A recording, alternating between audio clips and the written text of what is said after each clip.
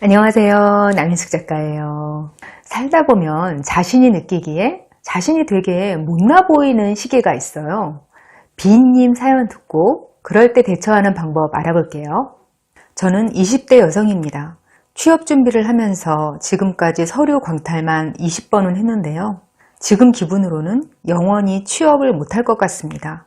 저도 지금 마음을 잘 잡아서 준비를 잘해야 한다는 거 잘 알고 있습니다. 하지만 그게 너무 힘듭니다.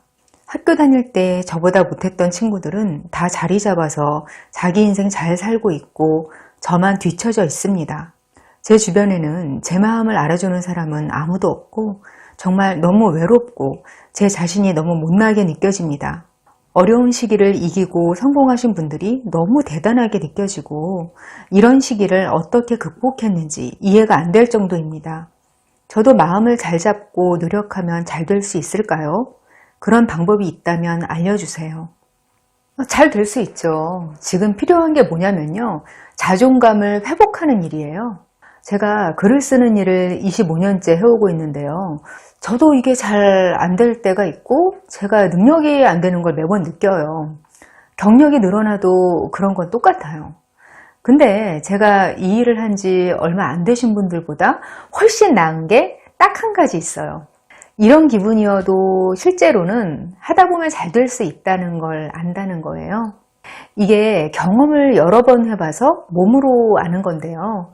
절대 안 될 것 같은 일, 나한테 역부족일 것 같은 일, 이런 게 끝까지 안 되는 게 아니라는 거예요.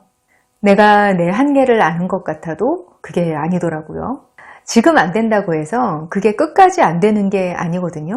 그때까지 내 자신을 지키면서 지그시 내 할 일을 하는 거. 이게 중요한데 저는 일이 잘 안 풀려도 저 자신을 덜 의심하는 힘이 생겼어요.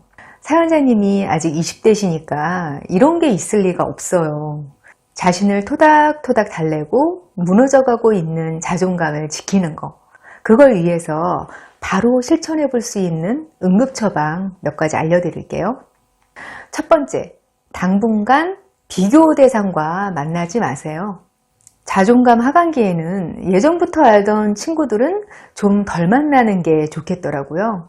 드라마 같은 데서 주인공 베프들을 보면 서로 어찌나 사이가 좋은지, 서로 나쁜 일 있건 좋은 일 있건 진짜 같이 기뻐해주고 슬퍼해주잖아요. 근데 실제로는 자아가 있는 사람한테 그게 그렇게 쉽지 않아요. 내 처지가 좋으면 진심으로 축하해주는 게 되는데 내 상황이 안 좋으면 친구가 진짜 잘 돼도 순수하게 축하하는 게 잘 안 돼요. 내 처지하고 비교를 하게 되니까 더 슬퍼지고 또 그런 내 모습이 참 못났다는 걸 스스로도 느끼게 되니까 이중으로 비참해져요. 친구가 무조건 좋기만 할 때만 만나야 한다. 이런 말이 아니라 친구들 만나고 나면 자꾸 비교하고 못난 생각이 들면요. 그 시기는 우정도 좀 쉬어가야 하는 때인 거예요.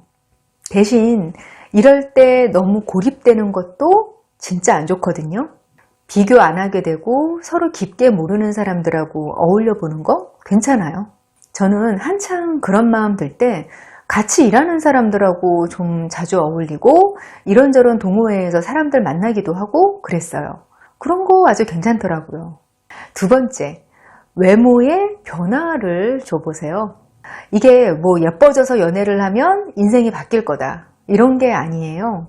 그런 게 아니라 나 자신한테 잘 보이도록 뭔가 해보라는 거예요. 마음 상태가 안 좋을 때는 거울로 나 자신을 보면 그렇게 못생겨 보여요. 어차피 아름다움이라는 게 상대적이고 끝없이 변하는 거라서 절대적인 게 아니거든요. 나 자신한테 흡족할 정도로 단정하고 깨끗한 게 제일 중요해요. 외적인 것과 내적인 게 서로 연결돼 있어서 서로 영향을 주거든요. 내 마음을 어떻게 어루만져야 할지 모르겠으면 내 외모와 내 몸, 내 얼굴을 어루만지고 달래보는 거예요. 마음은 안 보이고 안 만져지지만 몸은 그게 되잖아요. 씻고 얼굴에 팩도 하고 유튜브에서 배워서 화장도 좀 해보고 좋은 향기 나는 것도 좀 발라보고 그런 게 은근히 효과가 좋아요. 세 번째, 바쁘게 사세요. 자존감에 진짜 안 좋은 게 생각을 너무 많이 하는 거예요. 우리가 판단력이 떨어지는 사람을 보고 생각 좀 하고 살았으면 하고 느끼잖아요. 여기서 말하는 생각이라는 게 가만히 있으면서 생각만 한다고 깊어지는 게 아니에요. 우리가 아무것도 안 하는 상태에서 그냥 떠오르는 것들은 다 가짜예요. 우리 인생에서 진짜 가치 있는 생각들은 대부분 경험에서 나와요. 새로운 경험이 더해지지 않은 상태에서 내가 이미 가지고 있는 것들에서 짜내기만 하는 것들은 대체로 별로 도움이 안 되는 나쁜 것들이에요. 새로운 경험이 들어오고 그거에 대해서 성찰을 해야 그게 진짜 생각이 되거든요. 자존감 하강기에는 특히 생각을 많이 하면 안 돼요. 뭐가 되었든 바쁘게 지내면서 생각할 시간을 자신에게 많이 주지 마세요. 사연자님은 취준생이라고 하셨는데 저는 지금 상태에서 너무 취업 준비에만 집중해야겠다 이런 생각하지 마시고 알바라도 하셨으면 좋겠어요. 아니면 취미생활 같은 거라도요. 그게 오히려 잡생각이 없어져서 취준 활동에도 더 도움이 될 거예요. 자존감 문제도 그렇지만 마음이 건강하지 않을 때일수록 몸이 바빠야 해요. 그럴 때 술 마시고 과식하고 하면서 몸을 혹사시키게 되기도 쉬운데요.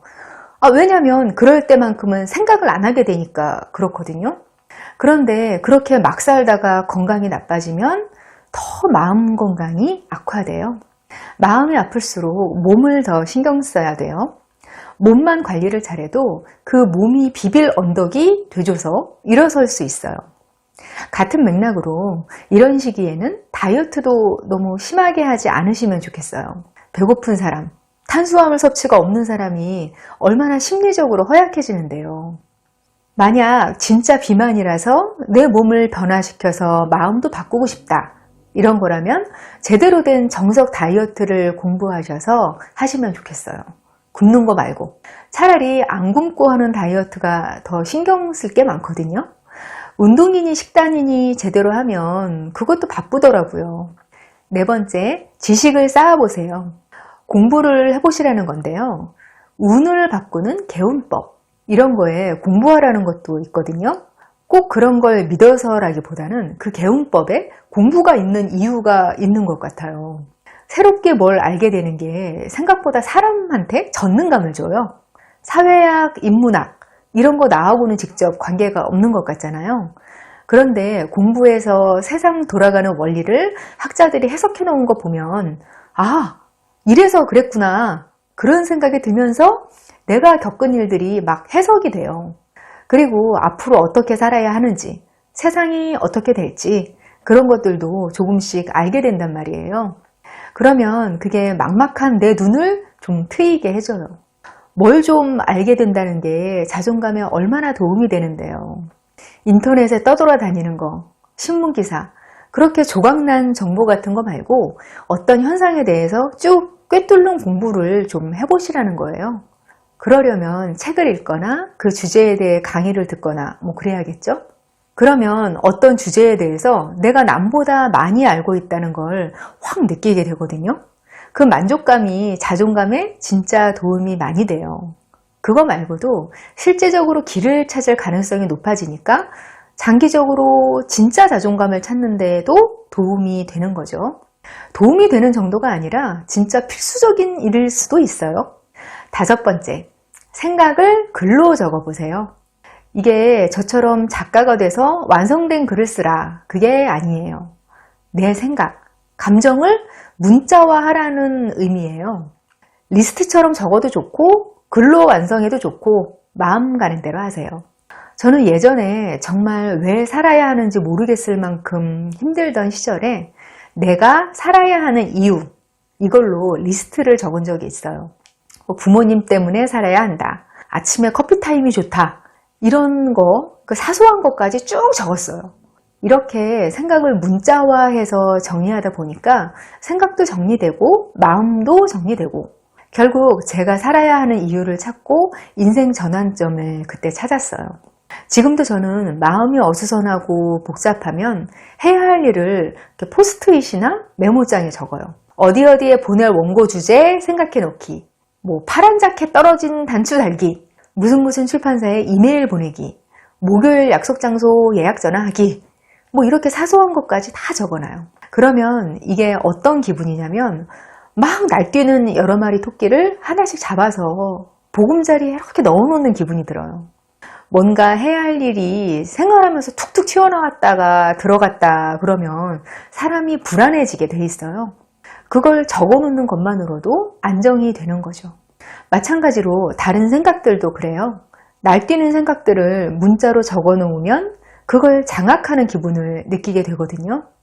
그런 기분이 자존감을 회복하는 데 분명 도움이 돼요. 오늘은 자존감 떨어질 때 멘탈 관리하는 법을 소개해 드렸는데요. 다 어렵지 않은 것들이지만 분명히 효과가 있는 것들이에요. 정말 자존감 응급 상황이 생긴다. 그러면 리스트 적어놓고 하나씩 실천해 보시면 좋겠어요. 저와 더 깊은 소통 나누고 싶으시면 네이버 카페 어른성장학교로 오세요.